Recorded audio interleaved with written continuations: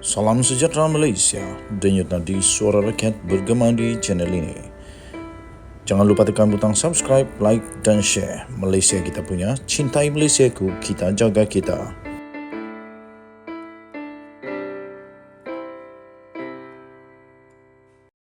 Salam sejahtera Malaysia. Salam sejahtera Malaysia. Denyut nadi suara rakyat bergema di channel ini. Satu lagi keputusan mahkamah yang mengejutkan dan pastinya menggembirakan rakyat Malaysia. Mengejutkan rakyat Malaysia, tetapi pada masa yang sama mengejutkan rakyat Malaysia. Saya fikir inilah yang seluruh rakyat Malaysia mahu. Saya fikir inilah yang rakyat Malaysia nanti-nantikan.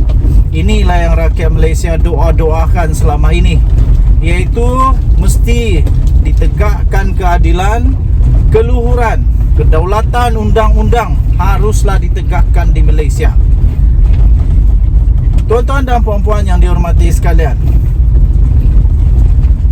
salah seorang daripada orang yang sangat penting di dalam skandal 1MDB, Jolo, akhirnya disahkan di penjara selama 10 tahun. Jolo sah di penjara 10 tahun oleh mahkamah. Inilah yang ditunggu oleh seluruh rakyat Malaysia, iaitu kita mahu supaya Jolo di penjara. Kalau boleh, bukan hanya penjara, tetapi lebih teruk dari itu. Kerana apa? Kita mengharapkan beliau dapat bertanggungjawab dengan kehancuran yang dilakukannya kepada Malaysia.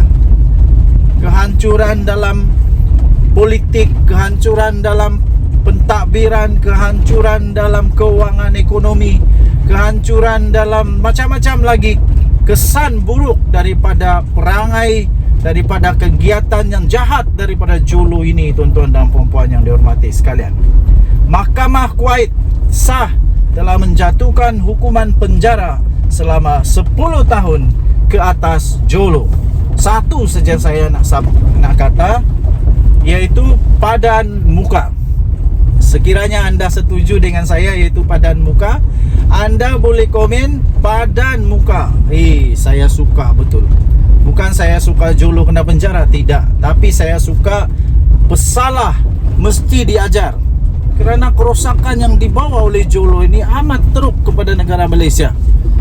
Amat teruk. Sehingga bukan saja ekonomi, politik Malaysia pun tunggang langgang hanya kerana Jolo yang jahat ini.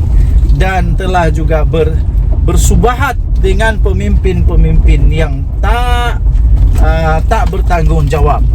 Okey, tuan-tuan dan puan-puan, sebuah mahkamah di Kuwait pada hari ini telah mensabitkan kesalahan kepada ahli perniagaan dalam buruan, walaupun tanpa kehadirannya semalam atas tuduhan pengubahan wang haram berhubung dengan skandal 1MDB yang terkenal di seluruh dunia.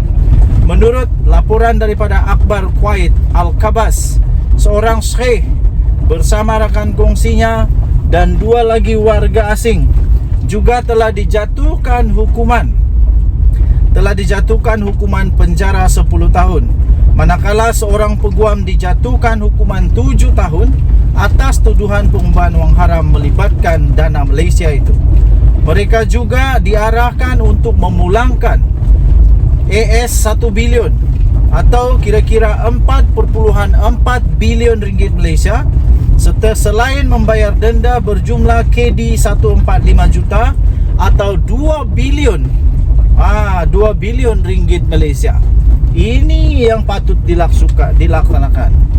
Akhbar itu tidak menamakan syekh tersebut, rakan kongsinya maupun peguam berkenaan, tetapi hanya menyebut sebagai dana Malaysia.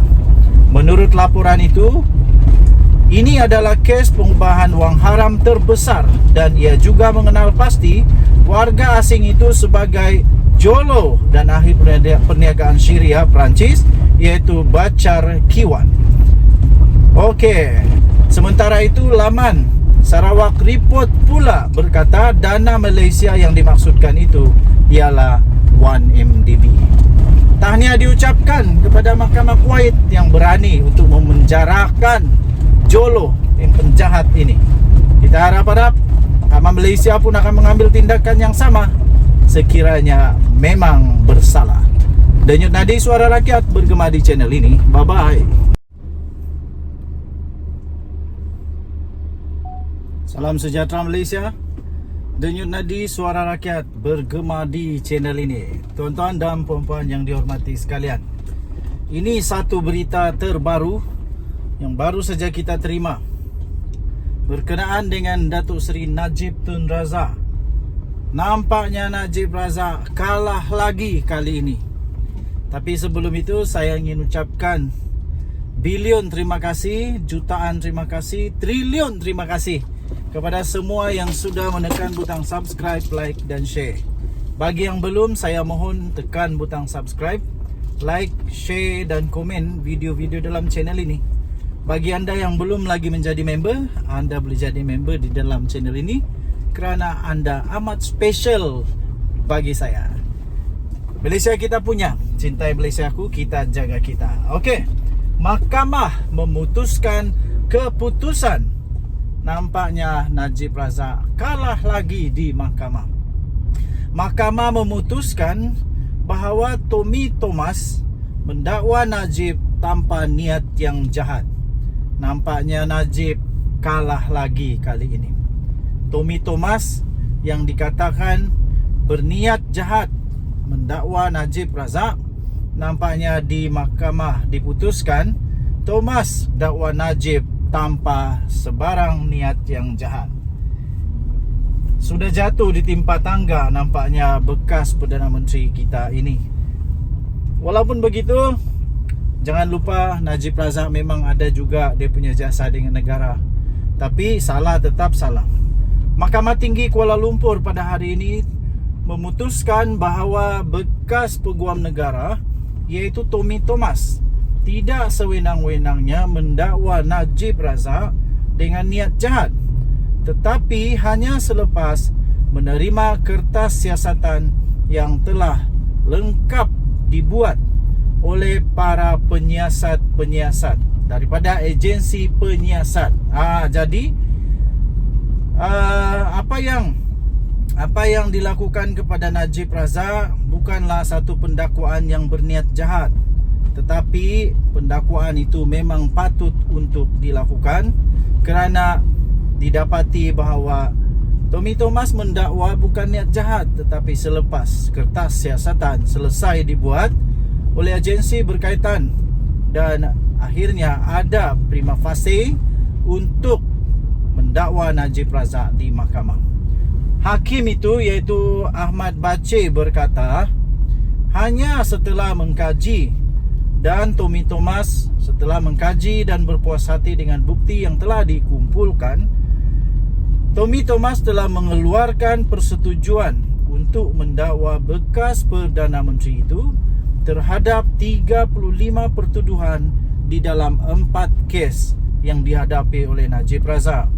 Kes-kes itu adalah berkaitan dengan 1MDB, International Petroleum Investment Company atau IPIC, salah guna kuasa di bawah Akta Suruhanjaya Pencegahan Rasuah Malaysia 2009 dan pengubahan wang haram di bawah Pencegahan Pengubahan Wang Haram dan Akta Pencegahan Pengubahan Wang Haram, Pencegahan Pembiayaan Keganasan dan Hasil daripada Aktiviti Haram 2001. Jadi tuan-tuan dan puan-puan, dia berkata isu itu menyasarkan bekas Perdana Menteri itu atau sasaran niat jahat tidak timbul kerana menjadi tugas Tommy Thomas sebagai pendakwa raya untuk mendakwa Najib Razak.